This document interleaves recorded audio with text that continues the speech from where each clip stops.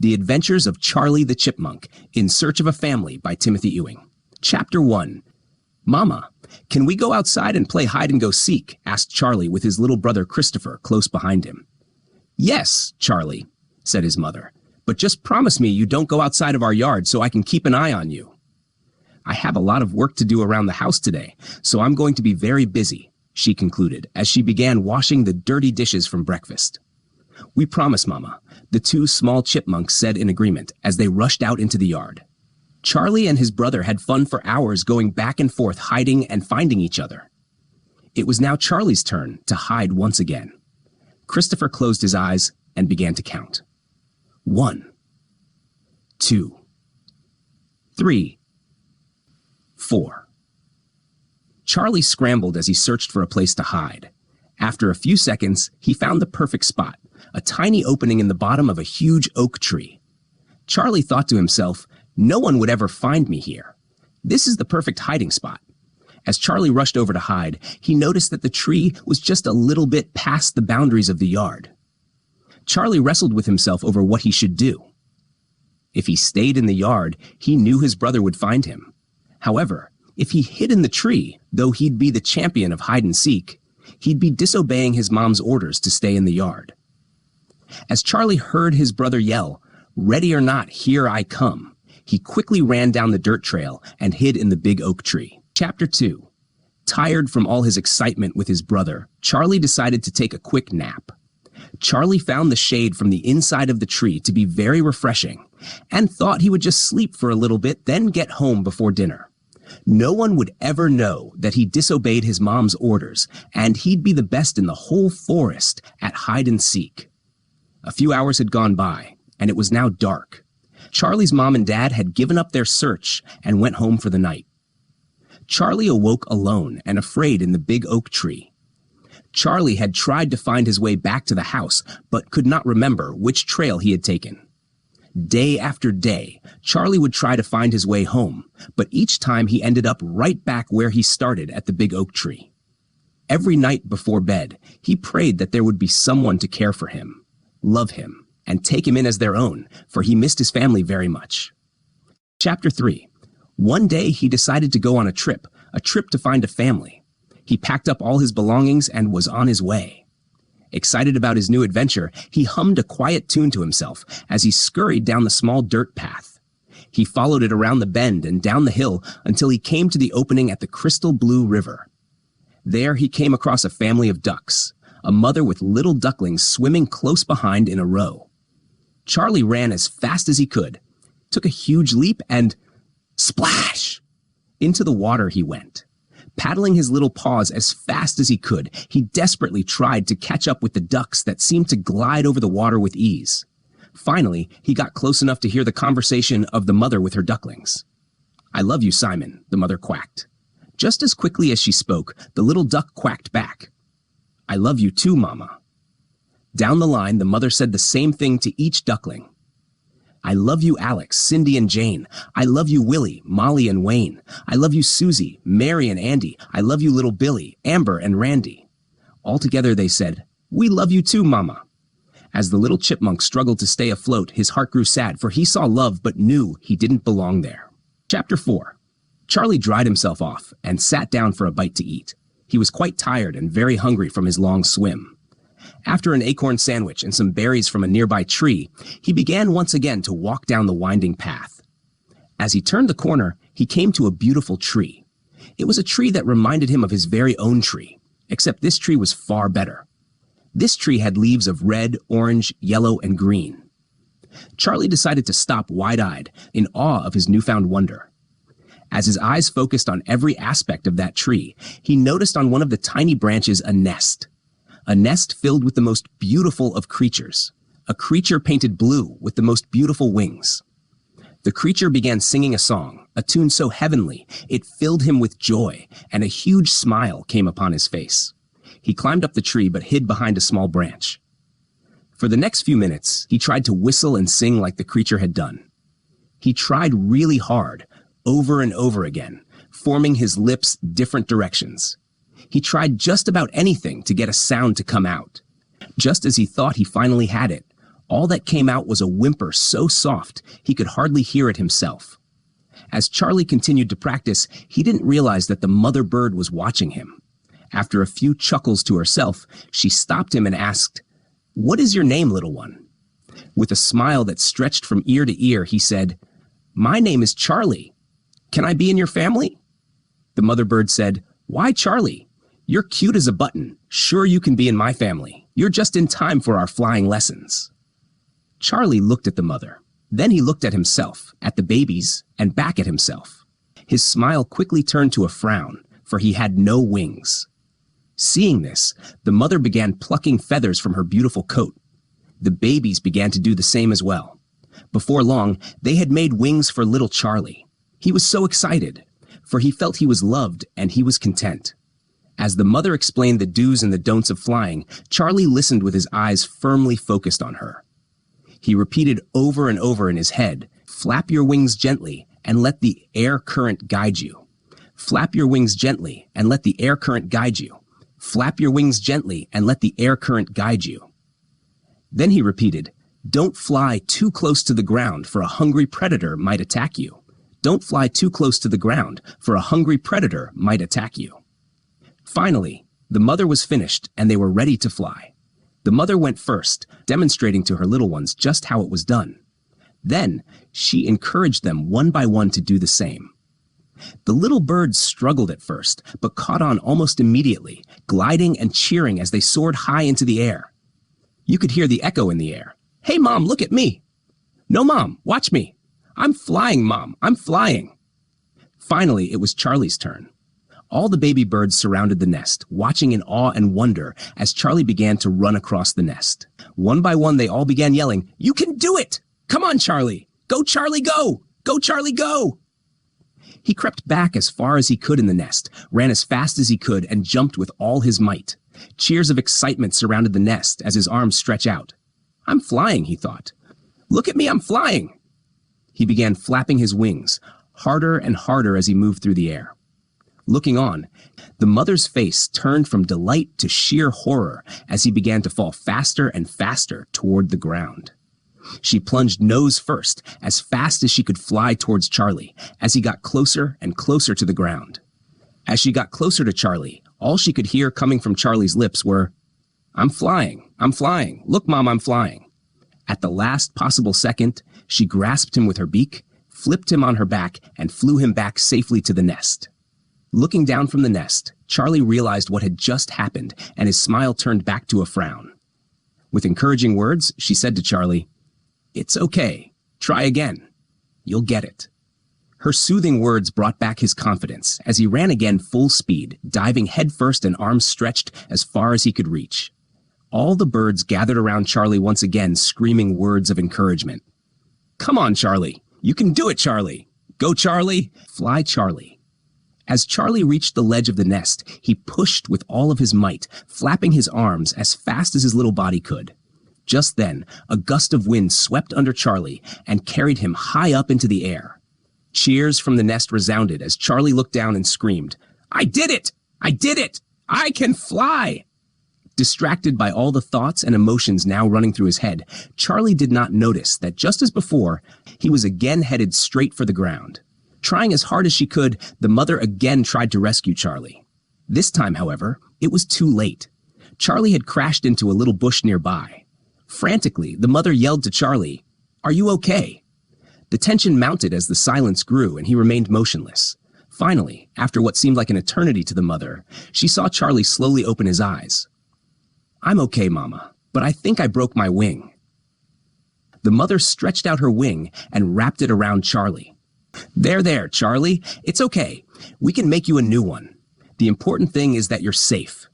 Come with me back to the nest, and I'll fix you up good as new." Charlie sat there in the embrace of the mother for a moment. He looked at his broken wing, and his heart grew sad once again. "Thank you so much for letting me be in your family," he finally said. "You have shown me love and taken me in as one of your own, but I must go now, for I do not belong here." With tears in his eyes, he hugged the mother one last time, turned, and walked away. Chapter 5. Charlie began walking once again on the dusty path. All he could think about was how lonely he was and how he longed to fit in. Exhausted from his adventure, he laid his head down on a nearby rock and fell asleep. It was now getting dark, and Charlie was still fast asleep on the rock. Returning from a long day of fishing, two bear cubs noticed Charlie lying motionless on the rock. "Hey, Jimmy, look over there." "Do you see what I see?" said the first bear. "It looks like he's been banged up pretty bad. Look at all the cuts on his body, Benny. Do you think he's still alive?" Jimmy answered, "I don't know. Go over there and poke him." Benny replied. "No way," Jimmy yelled. "I'm not touching that thing." "Are you scared?" Benny questioned in a sarcastic tone. "Is Whittle Jimmy afraid of a whittle bitty chipmunk?" After a moment in thought, Jimmy replied, "I'm not afraid. I'll prove it to you," and began to approach Charlie. "Hello, are you alive? Can you hear me?" yelled Jimmy. "Hello, poke him, Jimmy," Benny yelled from afar. Just as Jimmy was bending down, Charlie opened his eyes and sat up. Both were startled at the sight of each other. "Don't be afraid, little guy. I'm not going to hurt you," said Jimmy, trying to comfort Charlie, who was now screaming quite loudly. When Charlie realized the bear didn't want to hurt him, he slowly stopped screaming and asked, "Who are you?" "My name is Jimmy," said the big brown bear as he looked down at Charlie. "That's my brother Benny over there. Are you okay? Those cuts look really bad." "Where am I?" asked Charlie. "Save your breath. Everything will be okay.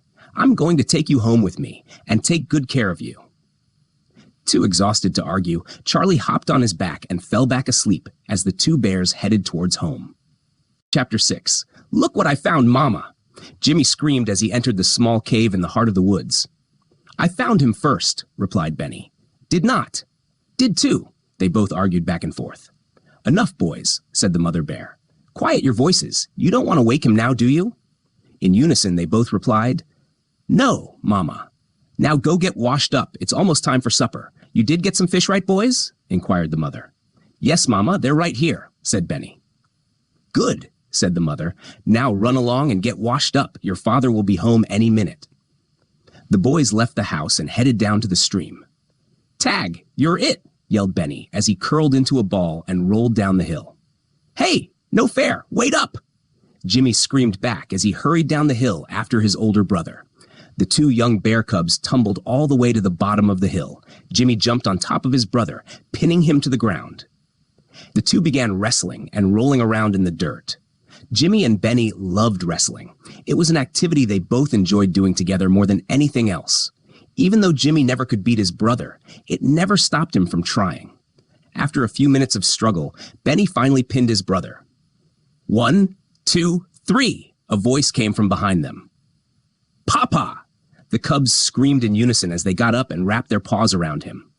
"Hello there, boys. How was your day?" Both bears began speaking excitedly at once as their father tried to keep up with them both. "Whoa now, boys. Slow down, one at a time." Benny spoke up first as their father began to help them get cleaned up at the stream. "Well, Mama made us get up extra early today to go fishing so we could have some food for supper. So, we came down here to the stream, and you'll never guess what we saw." "Yeah, you'll never guess," echoed Jimmy. "We saw the funniest-looking bird we've ever seen," continued Benny. "Oh, yeah?" the father questioned with a facial expression that clearly showed his curiosity. "Yeah, it had wings like a bird, and had birds all around him, but he was huge," again echoed Jimmy. "He was so huge that whenever he tried to fly, he just fell to the ground," finished Benny. "Wow, must have been some bird," the father bear exclaimed. "Oh yeah, and when we were coming home," Jimmy quickly added, "I saw this chipmunk on the side of the road and he wasn't moving. He had cuts on his body and I thought he was dead." "Interesting," the father replied. "I saw him first," yelled Benny. "Did not. Did too. Did not. Did too. Did too. Did t." "All right, boys," the father spoke, interrupting the boys mid-sentence. "You can tell me all about it on the way home." The boys went back and forth sharing everything that happened as they walked home. Chapter 7. "Honey, I'm home," yelled the father as he entered the small cave. "Martha? In here, sweetheart!" she yelled back from the other room as she finished putting the last bandage on Charlie's paw. "Dinner will be ready in a few minutes. Boys, set the table for one more tonight. We've got a special guest eating with us tonight," continued the mother. Yes, Mama, the boys spoke in unison as they rushed in excitement to get the table ready. The dinner table was full of conversation as the bear family began one by one asking Charlie questions. With just as much excitement, Charlie answered each one, sharing how he was an orphan and retelling all of his adventures with the ducks and with the birds. "Can Charlie live with us, Mama?" asked Jimmy with a newfound love and concern for his new little friend. "Yeah, Mama, can he?" echoed Benny. "Please!" both cubs said in unison, batting their big brown eyes just like a puppy dog. After a few awkward moments of silence, the mother bear said, "I don't know, boys. I'll have to talk it over with your father." "Please, Papa. Please, please, please," the boys began to say again. "He can stay in our room," continued Jimmy. Looking at each other, Mama and Papa nodded in agreement and said, "He can stay." "Yay!" the boys screamed as they ran over and gave their parents a big hug. "Now run along and get ready for bed," Mama concluded. That night, Charlie fell right asleep with a huge smile on his face. For he was loved, and once again, he felt like he belonged. Chapter 8. Charlie! Charlie! Two voices yelled in the distance. It was Charlie's mother and father, yelling as loud as they could as they walked through the woods on their daily search for their son. "Oh, we'll never find him in this huge forest," Charlie's mother mumbled to herself as she continued to scream. "Charlie! Charlie! It's time to get up!" an exuberant voice said. As Charlie slowly opened his eyes, he saw Jimmy standing over him with an excited look on his face. "Do you know what today is?" questioned Jimmy as Charlie stretched and sat up in bed. "No," Charlie said as he yawned. "Today is Saturday. No chores, no responsibilities, no nothing. Just a day of fun. Now hurry up, we don't want to be late," continued Jimmy. "Late for what?" Charlie questioned as he struggled to get out of the big bed. "Don't worry, you'll see. It's a surprise," concluded Jimmy. "Where are we going?" asked Charlie, as he tried as hard as he could to catch up with Jimmy and Benny, who were already down the hill. "Hurry up, we're almost there," yelled Jimmy back to Charlie as they turned the final corner and waited by the entrance to the small dirt path that led to the stream. Benny and Jimmy waited anxiously as little Charlie finally caught up. "Now, close your eyes, Charlie. We're almost there," said Benny as he led Charlie through the trees to the opening of the stream. "Okay, Charlie, you can open your eyes," Benny said with excitement. "Wow, it's beautiful," shared Charlie as his eyes finally came into focus. "The water is so clear. You can see all the fish and everything," continued Charlie. "Welcome to heaven on earth," Benny shared in his best announcer voice. "Heaven on earth," Jimmy echoed, trying to imitate his older brother. "This is where we come to swim, play, and get all our fish for Mama," Benny explained to Charlie. "Pretty cool, huh, Charlie?" asked Benny as he took a huge leap into the water, pushing his younger brother in the water with him. "Come on in, Charlie. The water is great," yelled Benny to Charlie as he completely submerged himself, coming up out of the water with a fish in his mouth. "Ever been fishing before, Charlie?" asked Jimmy as Charlie finally entered the water. "No, I've never been fishing in my whole life," Charlie answered back, frantically flapping his arms to stay afloat. Noticing that Charlie was struggling, Benny quickly swam underneath Charlie, putting him on his back. "Hold on tight, I'm going to teach you how to fish," said Benny, as he had his eyes firmly focused on a fish just a few feet ahead of him. "Okay, the first thing you need to remember when trying to catch a fish is to be very quiet and still. Any sudden movement will scare the fish away," shared Benny as he crept a few inches closer to the fish. "Then, when you're under the water, open your mouth real wide and use your arms to help trap the fish. Finally, try to get to the shore as quickly as you can so that the flapping fish doesn't get away," finished Benny as his eyes focused even more on the fish. "Ready to catch a fish, Charlie?" asked Benny, waiting with anticipation for the right moment to strike. "I think so," said Charlie hesitantly, not knowing what to expect. "Ready, here we go," shouted Benny as they both plunged into the water, coming up 2 seconds later with a very large fish. "Wow!" exclaimed Jimmy as he looked on at Charlie and Benny, who had a huge fish in his mouth. "That fish is huge," continued Jimmy. After placing the fish on the ground, Benny asked, "Are you okay, Charlie?" Benny had noticed that Charlie had a sad look on his face. "What's wrong, Charlie? You just caught a fish. You should be happy," Jimmy questioned with a puzzled look on his face. "I didn't catch a fish, Jimmy. Benny did. I don't think I'm cut out for this whole fishing thing." "I can't even swim," Charlie said to Jimmy. Is that what you're so sad about, Charlie? Asked Benny, laughing a little to himself. Fishing is very hard to do, Charlie. It took me years of practice before I could catch fish as easy as I do now. Don't worry, with practice you'll get it. Continued Benny. The key is to start small and work your way up to the bigger fish, Jimmy explained to Charlie, trying to show that he was just as intelligent as his older brother was. Oh, okay then, said Charlie, still a little sad but cheered up by the encouraging words of the two bears. Forget fishing for today. We have enough fish at home. It's Saturday. Let's have some fun, exclaimed Benny as he and Jimmy began playing around in the water. Charlie's sadness quickly turned to joy as he played for hours in the water. That night, Charlie tossed and turned in his bed. Though he was happy being with the bear family, deep down inside, he once again began to question whether he truly belonged. Charlie remembered the fishing experience and how he didn't even like fish. He then decided that bright and early in the morning, he would leave the bear family and go back to his old oak tree that he missed and loved so very much. Chapter 9. Charlie, Charlie, it's time for breakfast, yelled Benny from across the room. Charlie? Again spoke Benny with a puzzled look on his face as he looked down on the empty bed. Mama, Papa, Jimmy, come quick, Charlie's missing. Benny screamed in the loudest voice he could muster. Benny, what is it? Questioned his mama as she rushed into the room. Charlie's missing, Benny told his mother with obvious panic in his voice. Quiet down. You don't want to wake up your younger brother now, do you? I'll get your father and we'll go look for him. Everything will be okay, said the mama bear, trying her best to comfort her son. Look at this, Mama. It looks like a letter, Benny said to his mom. What does it say, Mama? Asked Benny as he handed the paper to his mama. Putting on her glasses, Mama Bear cleared her throat and began to read the letter Charlie left the two boys. Dear Benny, Jimmy, Mama, and Papa, thank you very much for letting me stay at your house and for taking care of me when I was hurt. You have been so kind to me and have made me feel very special and loved. I felt like one of the family. However, you are bears and I'm a chipmunk. I just don't fit in your world. So I have decided to continue on my journey to find my real family. I will miss you all very much and think about you often. Love always, Charlie.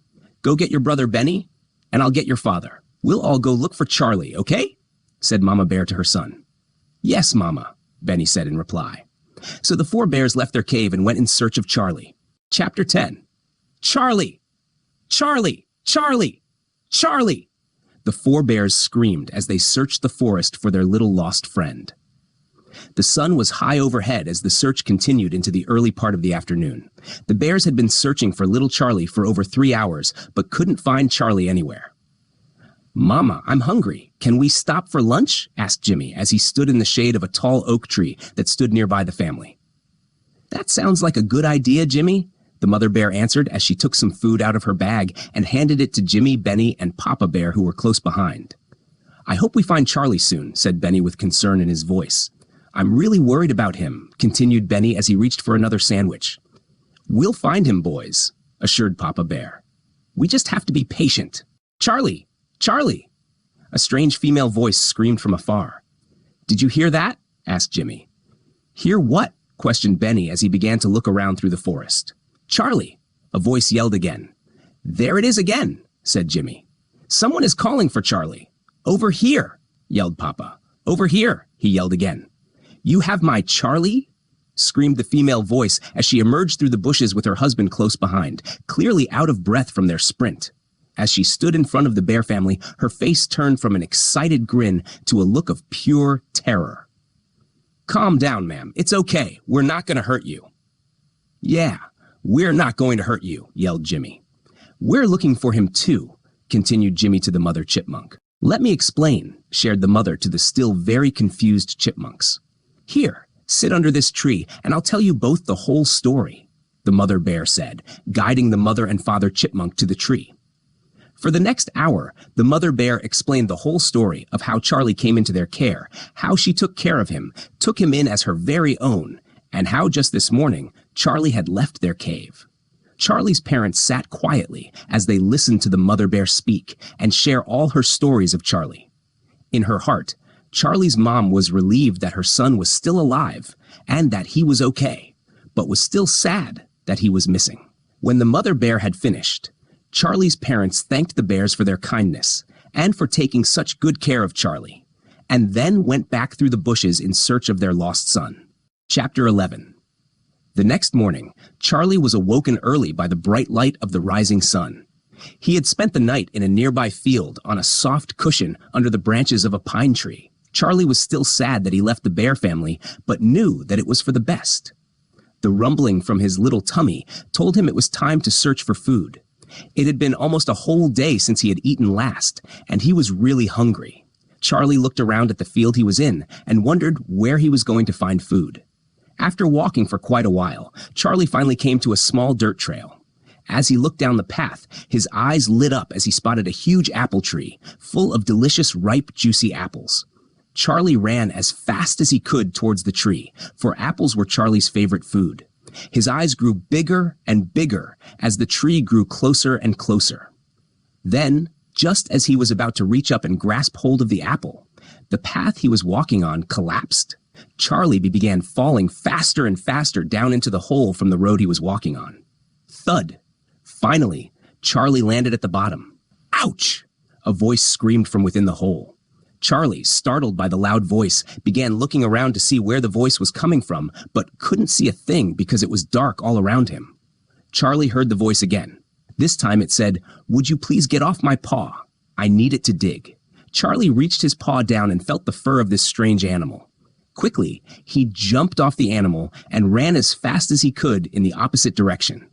However, what Charlie didn't realize was that he was headed straight for a dirt wall. "Stop! Come back!" the voice yelled again. "You're going to hit the..." Bang! It was too late. Charlie did not hear the voice and went headfirst into the wall. After a few minutes, Charlie finally regained his senses and opened his eyes. Charlie stood still in awe as he looked at all the tunnels and underground passageways that were before him. "Are you okay? You hit your head pretty hard," asked the strange creature. "Where am I, and how did I get here?" asked Charlie as he continued to look all around at all the caverns and underground tunnels. "You, my son, are in my new dining room. All these tunnels are parts of my home. Over there is my kitchen, to your left is the bathroom, and all those to your right are my kids' bedrooms. The first room over there is the three boys' rooms, Jeffrey, Gil, and Gregory's. Gina's room is below the boys, and under Gina's room is Gloria's. Together, we're the Gophers. Oh, my name is Gary. It's nice to meet you. I seem to have forgotten your name. That's what happens to you when you get old, you forget things," said the gopher. "That's 'cause I never told you, sir." "It's Charlie," Charlie said with a small giggle. "It's nice to meet you too," continued Charlie to the father gopher. Looking at his pocket watch, Gary said to Charlie, "My wife Grace should be home soon to make supper if you'd like to join us." "I would love to come for dinner. I haven't eaten in a whole day," said Charlie, whose tummy was now growling quite loudly. "Well, okay then, you better get washed up for dinner. I'll set an extra plate," said Gary to Charlie.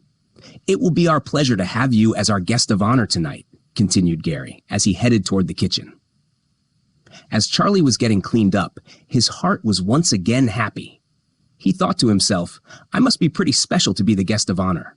I've never been a guest of honor before." Charlie held his head up high as he began washing his hands and his face. Distracted in all of his happy thoughts, Charlie didn't realize that the 5 children now were all staring at him from behind the bathroom door.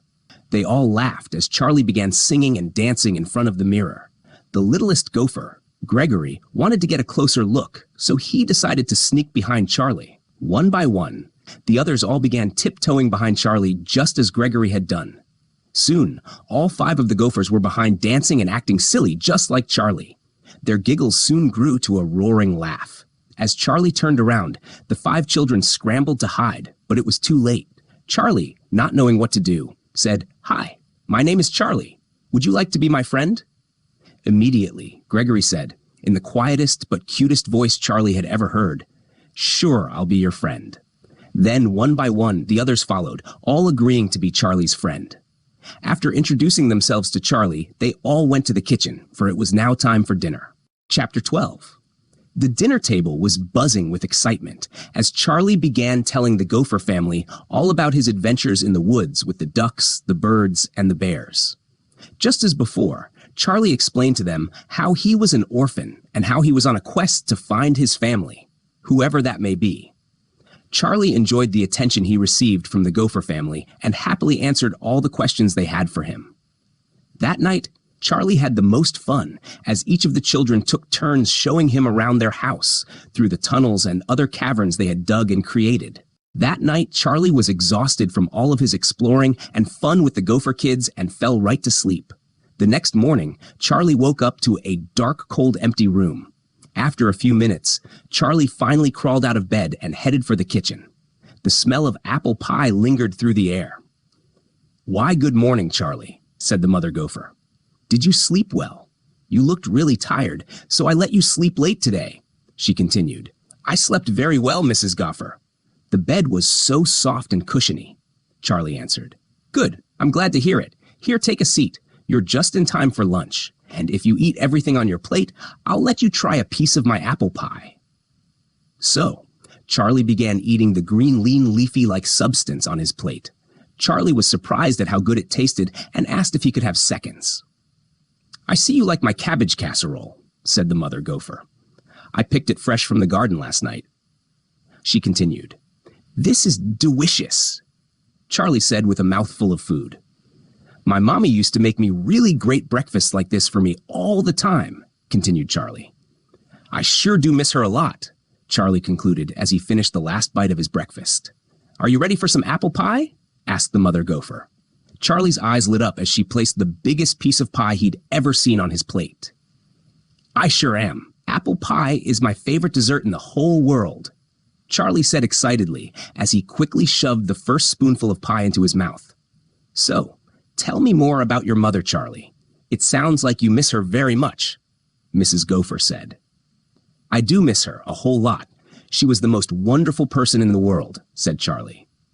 "In the morning, she would make me breakfast, just like you did today for me. Then she would sit down with me and teach me about all kinds of cool stuff about life and things in the world.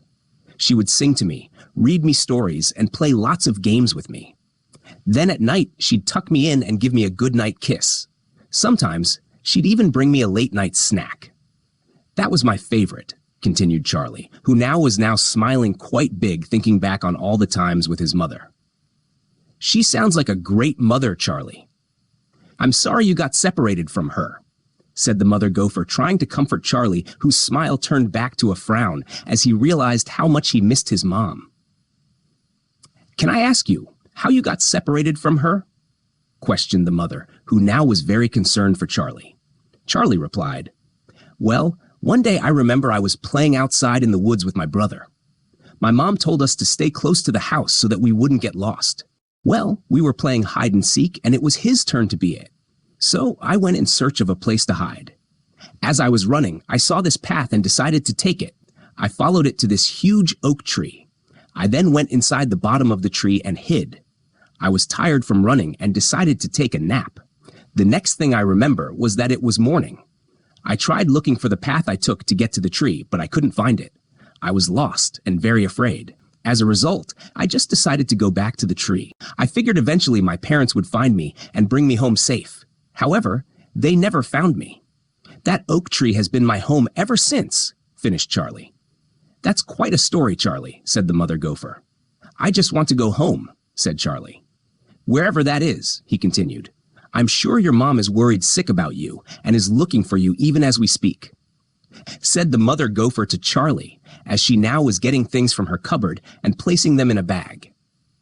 "You're welcome to stay here with us, Charlie, but I think you won't be truly happy until you're back with your real family," continued the mother, as she handed Charlie the bag of goodies. Charlie took the bag and thanked Mrs. Gopher for all of her kindness, love, and most of all for the wonderful breakfast. Charlie waved goodbye as he left the tunnel and emerged from the ground to the blinding sunlight above. Charlie now was more determined than ever to find his family and began screaming as loud as he could. "Mama, Mama, where are you, Mama?" Chapter 13. "Mama! Mama!" yelled little Christopher as he ran into the kitchen where his mom was making breakfast. "Can I go with you and Papa today to look for Charlie?" Christopher was Charlie's younger brother, who for some reason was very insistent on joining the search for his older brother. "Calm down, Christopher," said his mother. You never wanted to come with us before to look for Charlie. What makes you want to come with us now?" asked his mother, now quite curious about her little one's request. "I know, Mama, but yesterday I was talking with my friend Joshua, who said that he thought he saw Charlie with a family of gophers. He showed me where he saw them, and I wanted to go with you to help," continued Christopher. "Wait a second. Slow down. Let me get this straight. You think you know where Charlie is?" asked the mother chipmunk. "Yes, Mama, I think I do." "Why didn't you tell us sooner?" "Honey, come quick. Christopher thinks he knows where Charlie is," screamed the mother upstairs to the bedroom where her husband was. "What is it, sweetheart? What's all the yelling about?" asked the father chipmunk, now out of breath from sprinting down the stairs. "Christopher thinks he knows where Charlie is," explained the mother. "Well, why didn't you say so? What are we waiting for? Let's go," yelled the father as he rushed out of the door, with the other two chipmunks following close behind. Chapter 14. Christopher led the way as the three chipmunks searched for Charlie. The two parents ran as fast as they could, trying to keep up with their young, energetic son. "We're almost there, Mama, I promise," yelled Christopher as he turned the corner and headed down the hill. The mother and father followed close behind as they raced closer and closer to a big apple tree that seemed to be right in the middle of the pathway. Christopher stopped right in front of the tree and said, "It was right here, Mama. Joshua said he saw him right here." "This is just an old apple tree, Christopher. There's nothing here but apples," said the father chipmunk to his son. "No, Papa, look, there in the ground, there's a door," said Christopher, now even more excited than ever as he began to knock as loud as he could on the front part of the door. "Hello? Is anyone there?" yelled the mother chipmunk, who began knocking on the door along with her son. "Who's there?" asked a female voice from behind the door. "My name is Cynthia, and I'm looking for my son, Charlie. Have you seen him?" Immediately, the door flew wide open, and out ran the mother gopher to greet the chipmunk family. Yes, I have seen your son. He was just here about an hour ago. I sent him off looking for you," continued the mother gopher. "Which way did he go?" asked the father chipmunk, who now was more anxious than ever to find his son. "He went over there, down the hill, past the field with all the flowers in it." "Thank you so much," said the mother as the family of chipmunks raced off in the direction of the flowery field. Chapter 15. "Charlie! Charlie! Charlie!" yelled the mother, father, and baby chipmunk. "Charlie!" the mother screamed again.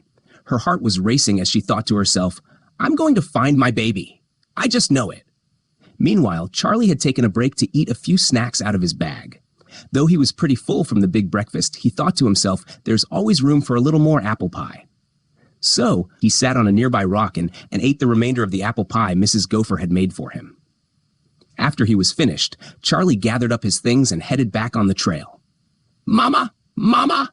he yelled as he looked around at all of his surroundings. "That oak tree looks familiar," Charlie thought to himself as he ran as fast as he could to it.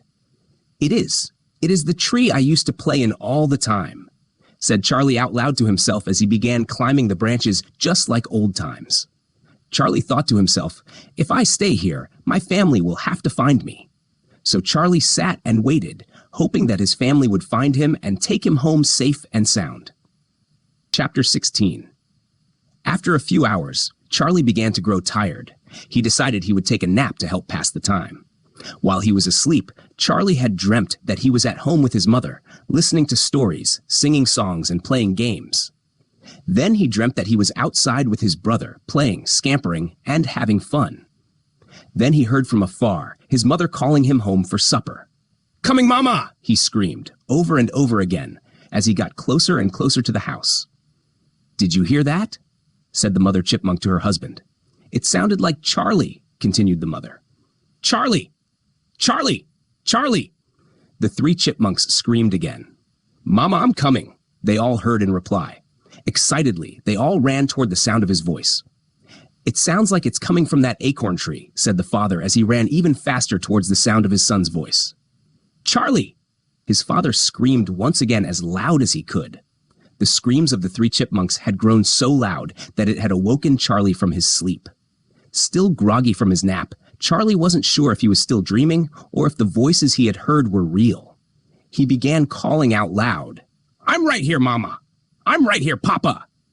As his eyes began to come into focus, he saw running toward him his mother, father, and baby brother.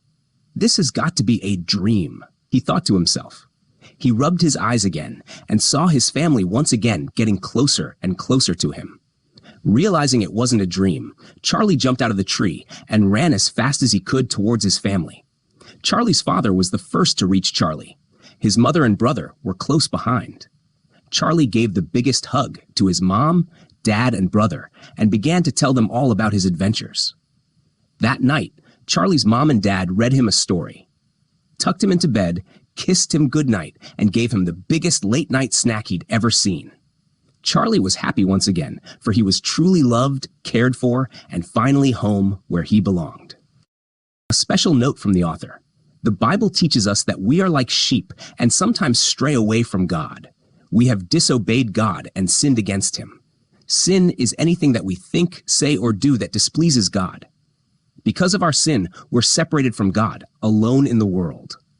We have a void in our heart that nothing can fill but God. We may find happiness in things from this world from time to time, but no matter what we try to do to fill that void, we will ultimately still feel empty and that there's something missing because the only thing that can fill that void and emptiness is God. Despite our sin, God never gives up on us. He keeps searching for us and calling to us. He wants to draw us back into his arms. He even sent Jesus, his son, to save those who are lost. And he waits patiently each and every day for us to recognize that he is right there and for us to realize we've disobeyed and come back to him. He says to us, "Just come home, come back to me. Let me forgive you. Let me love you. Let me take care of you. Let me provide everything you need." It's that simple. But you have to be willing to come home, to come back to the arms of a father who loves you more than you can ever dream of and more. The ultimate question is this: where are you at right now? Are you alone, wandering around the world with that emptiness and void in your heart? Have you been forgiven at one time, but strayed away from God and doing things your own way?